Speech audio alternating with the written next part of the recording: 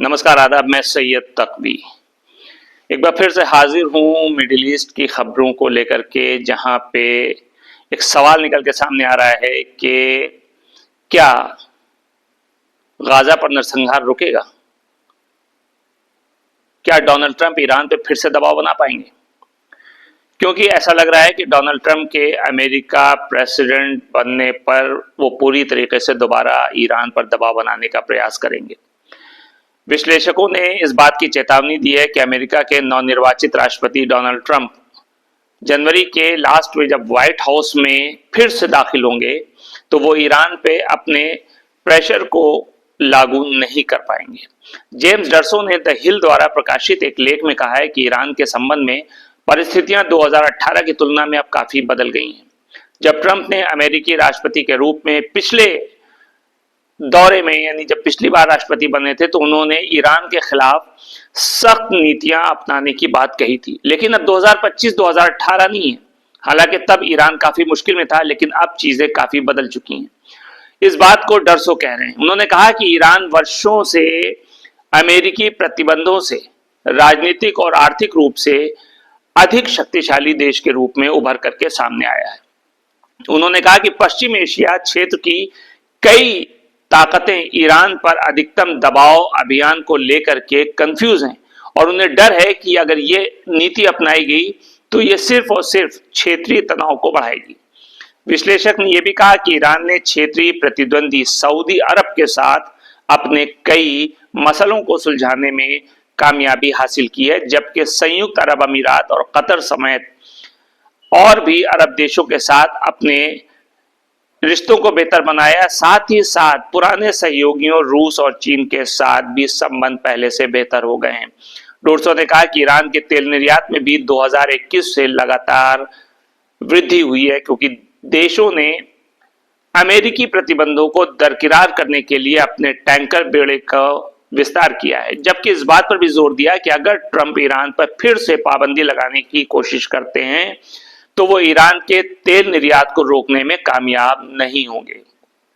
पूर्व अमेरिकी नौसेना अधिकारी जिन्होंने कुवैत, सऊदी अरब और इराक में काम किया है, इस बात को कहते हैं कि ईरान के मौजूदा प्रशासन ने दुनिया के लिए खुलने की अपनी सोच का इशारा दे दिया है। उन्होंने उस तरफ भी इशारा किया, उसके बारे में भी बातचीत की, जो ये बताता है कि ट्रंप और उनकी टीम 18 अक्टूबर 2025 से पहले ईरान के साथ कूटनीतिक रूप से जुड़ने के लिए तैयार है।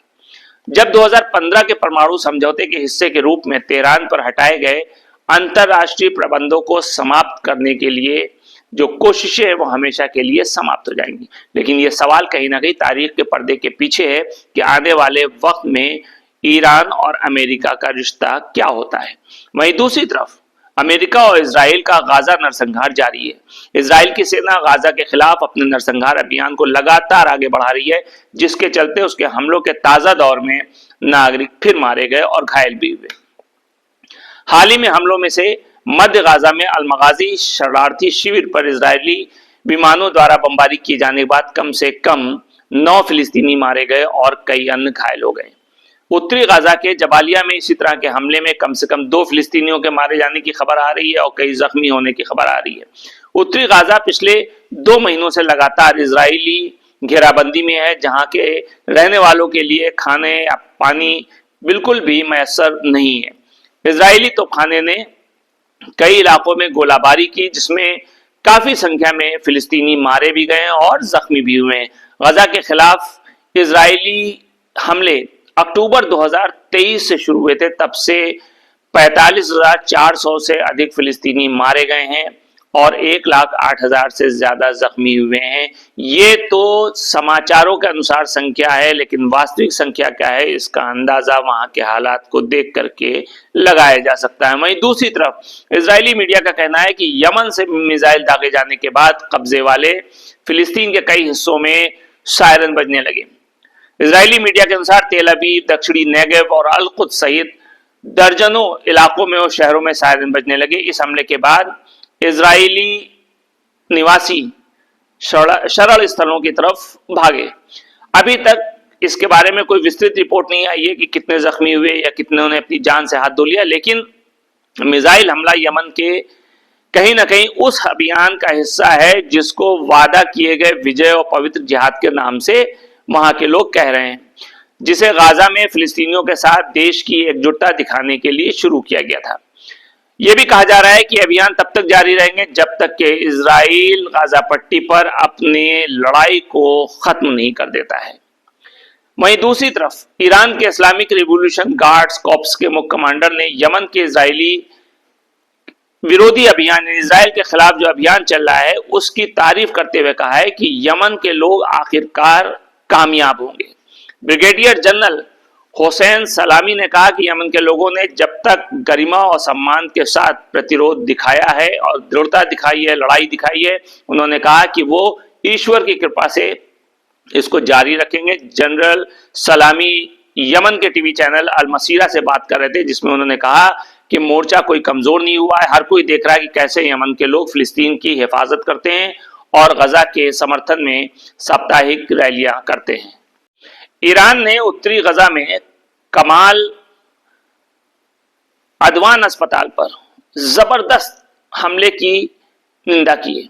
जो इजराइल ने जबरदस्त हमला कमाल अदवान अस्पताल पे किया है, उसकी भरपूर निंदा करते हुए ईरान ने कहा है कि ये एक बहुत बड़ा जुर्म है, एक बहुत बड़ा अपराध है, जिसको जघन्य अपराध कहा जाता है। और उन्होंने कहा कि कब्जे वाले फिलिस्तीनी जमीन में इस चल रहे कत्ल गारत गिरी पर अफसोस है और ये उसका एक हिस्सा है। उन्होंने कहा कि इस मामले पर अंतर्राष्ट्रीय संस्थानों की जो खामोशी है वो पूरी तरीके से अनुचित है। विदेश मंत्रालय के प्रवक्ता इस्माइल बागई ने एक बयान में वहां की चिकित्सा सुविधा पर इजरायली हमले और उसके अधिकांश वार्डों में बर्बादी की निंदा करते हुए इसे युद्ध के खिलाफ जुर्म माना है, मानवता के खिलाफ जुर्म माना है और अंतर्राष्ट्रीय कानून और सिद्धांतों का घोर उल्लंघन बताया है।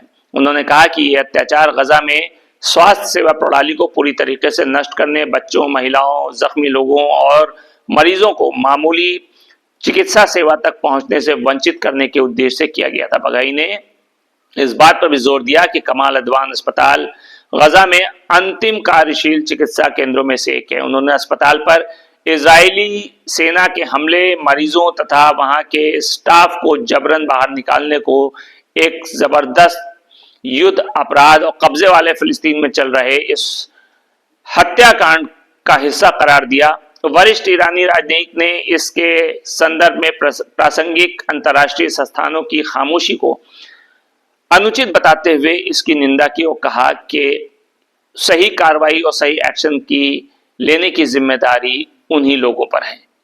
वहीं एक और महत्वपूर्ण खबर यह है कि संयुक्त राष्ट्र खाद्य एजेंसी ने इस बात की वार्निंग दी है कि इजरायली आक्रमण की वजह से गजा में हर तरफ भूख है।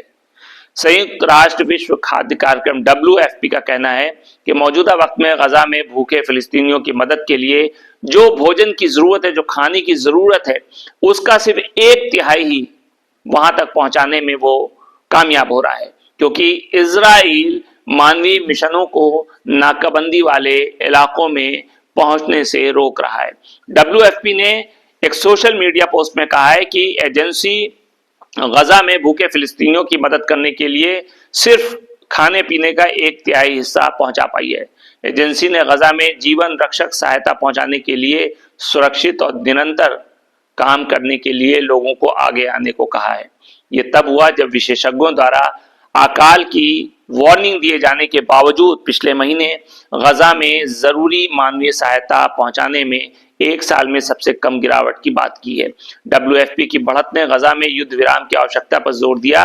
WFP प्रमुख सिंडी मैस्किन ने हाल ही में इस बात की वार्निंग दी थी कि गजा में 2 मिलियन लोग, कम से कम 90% आबादी तीव्र भूख से पीड़ित है। उन्होंने जीवन बचाने, जिंदगी बचाने और इस अकाल को टालने के लिए बड़े पैमाने पर सुरक्षित निर्बाध पहुंच यानी कि मजबूती के साथ वहां पर मौजूद होने और लोगों की मदद करने की आवाज उठाई है।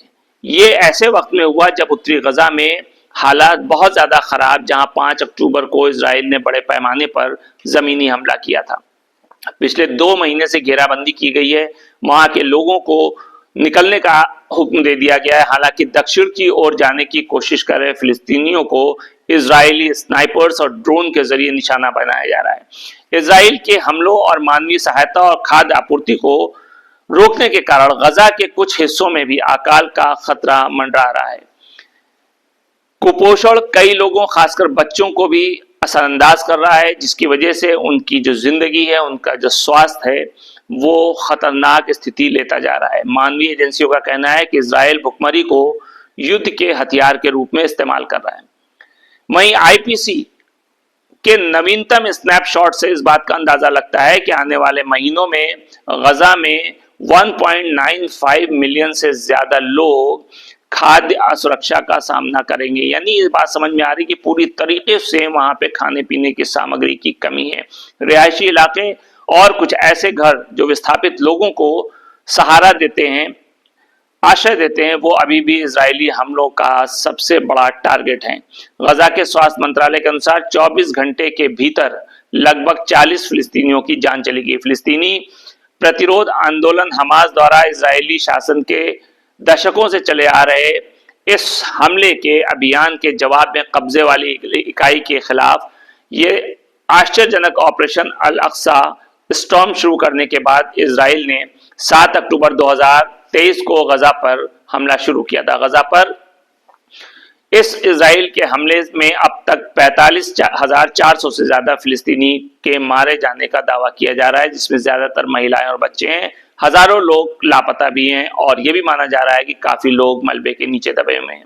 लेकिन जिस तरीके से इस वक्त गजा के हालात हैं, खबरें आ रही कि बारिश हो रही है, वहां पे रहने का नहीं, ठंडक से लोग मर रहे हैं, खाने पीने का सामान नहीं है, और वीडियो देख करके इंसान जरूर परेशान हो जाएगा कि किस तरीके से टेंट में रह रहे लोग जहां बारिश में ठंड का सामना कर रहे हैं, भूख का सामना कर रहे हैं, और पूरी दुनिया जो है उसे देख रही है और उन तक मदद नहीं पहुंच पा रही है। नमस्कार।